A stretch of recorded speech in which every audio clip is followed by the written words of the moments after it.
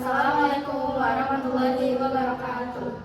Kami dari kelompok 1 ingin mewawancarai narasumber untuk menyelesaikan tugas 1 mata kuliah komunikasi antar budaya. Sebelumnya perkenalkan, nama saya Devika Juliati, absen 8.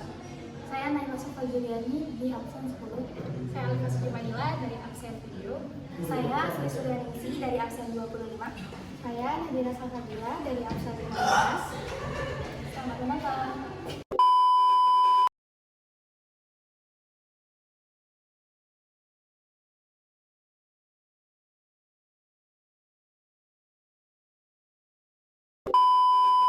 Tentang pendapat kakak tentang culture shock yang ada di kampus ini kan selama kamu kuliah di sini. Boleh perkenalan dulu, namanya siapa?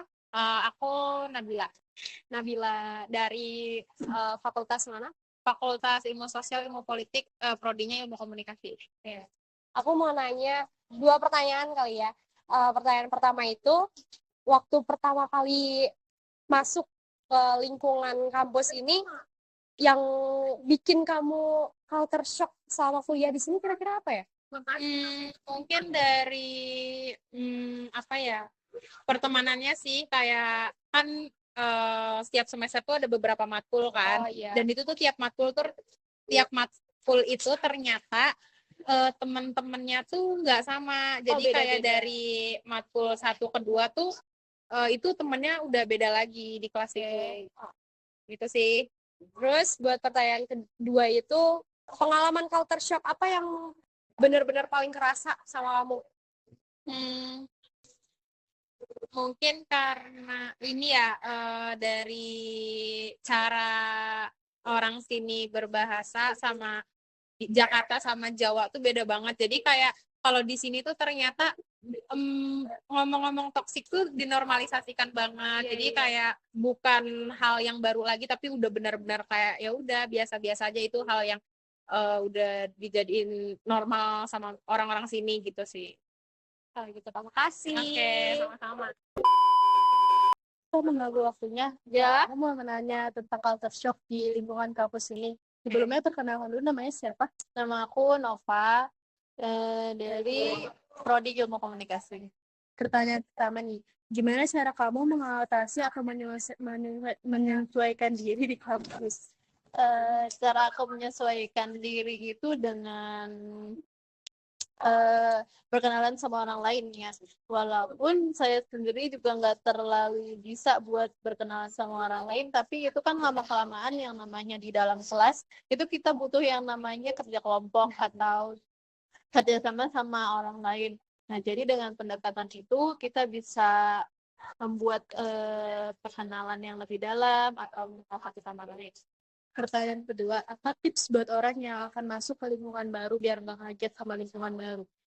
Biar nggak kaget sama lingkungan baru itu,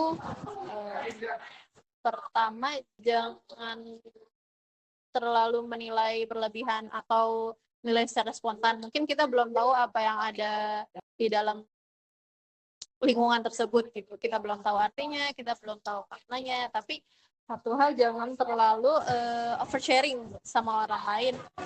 Takutnya ada hal yang kurang mengenakan yang didengar dari orang lain terus nyampe ke kuping kita, itu bakal buat kita jadi sakit hati, dan itu yang buat jadi boundaries kita buat menangkal rasa sakit hati ini. Terima kasih, Kak. Halo Kak, aku izin nih mau wawancara, boleh ya? Boleh banget, boleh. Sebelumnya aku mau tanya, kakak namanya siapa sama dari mana? Oke, halo semuanya, aku Naila Putri Azara, asal aku dari Depok. Aku mau tanya, kakak pernah nggak kira-kira kayak keluar kota atau mungkin keluar negeri gitu?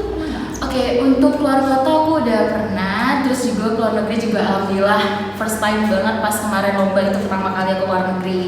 Kemana itu Kak? Aku waktu itu singgah ke Singapura sama ke Malaysia. Iya, oke. Jadi aku mau tanya nih, waktu pertama kali kakak pindah di lingkungan sana di luar negeri itu, apa yang bikin kakak itu kaget sama di sana? Oke, untuk kagetnya sih pertama dari orang-orangnya ya, karena kalau Singapura sendiri itu lebih banyak orang Indonesia, karena ada yang namanya TKW dan TKI. juga banyak orang-orang Indo di sana. Aku sempet waktu itu nanya-nanya kayak kalau ini kemana, kalau ini kemana. Jadi kayak aku kalau ke Singapura nggak terlalu yang bingung gitu loh, karena kebanyakan negara Indonesia gitu. Terus kalau di Malaysia culture shocknya itu pas aku nyampe sana itu kebanyakan orang India gitu loh. Iya, kayak ini orang India apa orang Malaysia sih, jadi kebingung ya. Jadi kayak oh ternyata emang mayoritasnya di Malaysia itu kebanyakan orang India yang singgah di sana. Dan for your information, ternyata waktu itu kan aku ke Johor Bahru kan, ke Johor Bahru. Nah ternyata di Johor Bahru itu ada yang namanya Kampung Jawa. Itu di mana Kampung Jawa itu kebanyakan orang Indonesia gitu. Betul. Culture shock yang paling kerasa banget gitu di kakak, kayak beda di antara Indonesia sama di sana. Oke, kalau di Malaysia itu bahasanya sih Melayu ya. Kalau Indonesia kan hampir sama, Indonesia sama Melayu kan hampir sama ya, mirip-mirip dikit lah. Cuman ada perbedaan kosakatanya. Terus juga pas di sana itu kan kalau orang Indonesia kalau macet itu marah-marah sama klaksonnya kan kencang banget gitu kan, kayak tintinnya berapa kali lah gitu kalau udah macet parah. Cuman kalau di Malaysia itu kalau ada mobil belakangnya klakson itu dia mengartikan bahwa dirinya itu lagi marah dan kesel karena yang depan tuh lama. Karena kan kalau di Indonesia itu kan kalau orang yang depan kita itu kayak ngeyel dan apa dia kan keluar kan kayak berantem lah gitu. Kalau ini enggak, jadi punya ini loh kayak insting, oh ternyata yang klakson kalau di Malaysia kalau klakson mobil itu ternyata dia lagi marah gitu guys. Terus nih kak, gimana cara kakak kayak ngatasin kayak atau menyesuaikan diri pas di sana? Menyesuaikan diri. Pertama gini, aku waktu pas nyampe ke Johor itu, aku pertama menyesuaikan diri aku dengan negaranya. Nah, terus juga menyesuaikan diri dengan makanannya. Ternyata makanannya di Malaysia itu dominannya manis guys, gitu. Mau sambal sepedas apapun dia manis banget. Nggak ada pedas sih sama sekali. Kalau di Indonesia kan dominannya kayak ada pedasnya, gitu kan. Nah, terus juga kalau di Malaysia tuh orangnya ramah sama kayak Indonesia gitu. Gitu. Terus juga alhamdulillah aku banyak teman di sana karena kan ya lomba gitu lah. Yes. Jadi kawan-kawannya banyak. Terus aku juga mau nanya, menurut kakak teknologi atau sosial media ngebantu banget gak buat proses kakak di sana adaptasi? Oke, untuk sosial media lebih kalau untuk aku sendiri ngebantu sih, karena apa ya, aku kan anaknya kayak mau jadi content creator kan, gitu kan. Nah terus aku coba untuk ngevideoin momen-momen aku selama 4 hari di Malaysia. Ngevlog, ya benar. Nah aku ngevlog kayak makan kayak apa sih, beli oleh-oleh di sana, terus beli makanan di sana, terus jalan-jalan di sana tuh gimana. Itu ternyata itu Malaysia se-asik itu guys, sumpah kalian harus ke sana. Karena bener-bener ngebantu buat di media sosial aku sendiri gitu loh. Jadi IG aku tuh yang tadinya cuma stuck di situ, ternyata oh benefit aku untuk luar negeri ternyata banyak loh. Aku bisa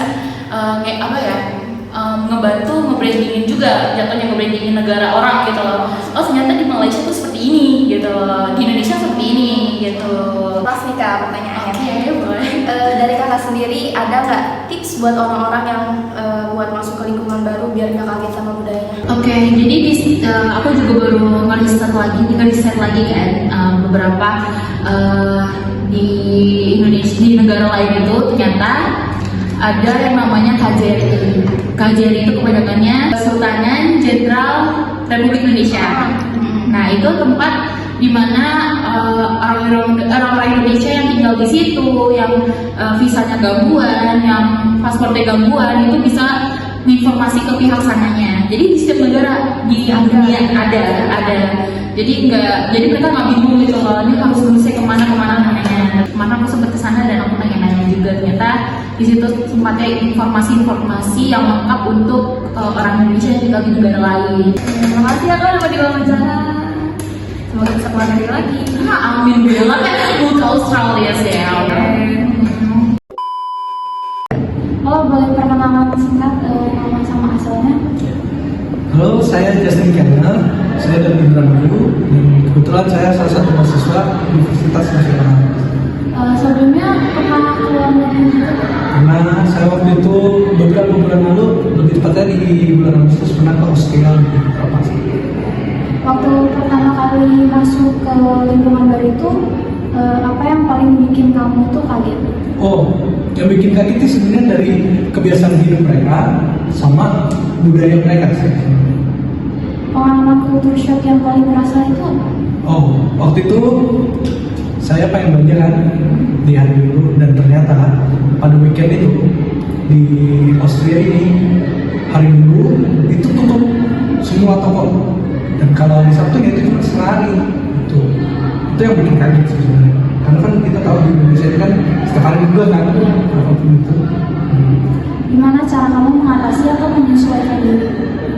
Kalau kita ambil contoh kasus yang sebelumnya, ya mengatasinya mungkin saya kalau ke supermarket di hari Jumatnya atau di hari Sabtu pagi untuk mempersiapkan persediaan 2 hari ke depannya.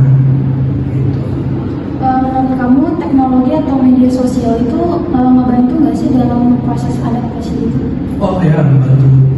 Kalau balik lagi dengan contoh kasus yang kemarin, saya juga tahu bahwa hari Minggu itu tutup karena dari sosial media. Jadi banyak informasi di sosial media kita belum tahu. Ada tips nggak buat orang yang akan masuk ke lingkungan yang baru biar nggak kaget sama budaya di sana? Oh, ada. Lebih baik sih kalau sebelum Anda misalnya tahu negeri atau keluar mana, itu kalian harus research dulu sih tentang apapun, tentang budayanya mereka, tentang gaya hidup mereka, dan lain-lain kan. Jadi ketika datang ke sana, nggak terlalu kaget lah istilahnya. Gitu. Halo, bisa perkenalkan singkat nama, asal, sama sekarang lagi di mana? Perkenalkan, nama saya Razen, asal dari Sumatera Selatan, Palembang. Saat ini sedang bekerja di Jepang. Waktu pertama kali pindah, itu ada yang bikin Rajen kaget gak? Mungkin kalau yang bikin kaget sih makanan mungkin ya. Karena kan lidah kita udah biasa sama makanan-makanan Indonesia, nasi Padang, nasi warteg, nasi uduk, mie ayam, bakso. Jadi pas pindah ke Jepang ini cukup menjadi sebuah tantangan ya. Nah, makanan Jepang, katsu, terus ramen, kayak ya itu menjadi tantangan tersendiri sih. Oke. Kalau pengalaman culture shock yang paling kerasa buat Rajen apa? Kalau culture shock paling kerasa lebih ke kebersihan dan ketepatan waktu warga Jepang ya. Kalau dari kebersihan sih mungkin dalam mengolah sampah, semuanya itu kan dipisah menjadi satu botol, sampah yang boleh dibakar, sampah yang nggak boleh dibakar. Itu cukup menjadi culture shock ya. Dan ketepatan waktu ini sangat berbeda dengan Indonesia. Kalau kita buat janji sama orang Jepang jam 7, mungkin jam 6.45 orang-orang Jepang itu udah datang semua. 6.50 udah berangkat. Terus gimana cara kamu buat ngatasin atau nyesuaiin diri di sana? Cara mengatasi dan menyesuaikan diri ya kita harus memaksakan diri kita untuk terbiasa melakukan dan mengikuti aturan di daerah tersebut, karena kan manusia itu bisa karena biasa. Menurut Rajen, teknologi atau medsos tuh bisa ngebantu bisa ngebantu proses adaptasi nggak sih?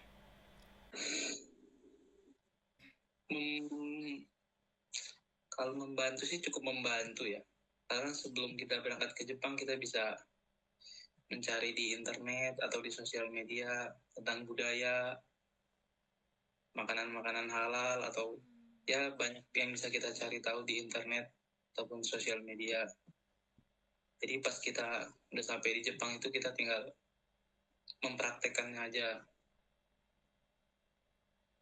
Buat pertanyaan terakhir, ada tips gak sih buat orang yang baru masuk ke lingkungan gitu biar nggak kaget?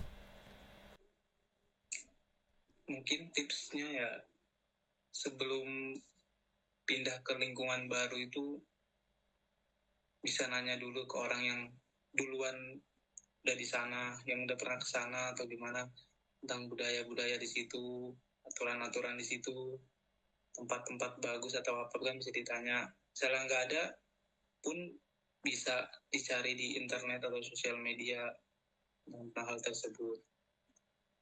Dan ketika udah nyampe mungkin bisa melihat sekeliling ya, kayak warga lokalnya ini gimana cara mereka mengikuti aturan di daerah situ, seperti merokok misalnya. Kalau pengen ngerokok kan lihat sekitar ada yang ngerokok nggak di daerah ini. Kalau nggak ada berarti kayaknya itu nggak boleh ngerokok gitu kan. Cari tempat yang ada orangnya yang ngerokok. Ya kurang lebih seperti itu. Oke, makasih ya udah sharing. Ya, sama-sama. Terima kasih sudah menonton.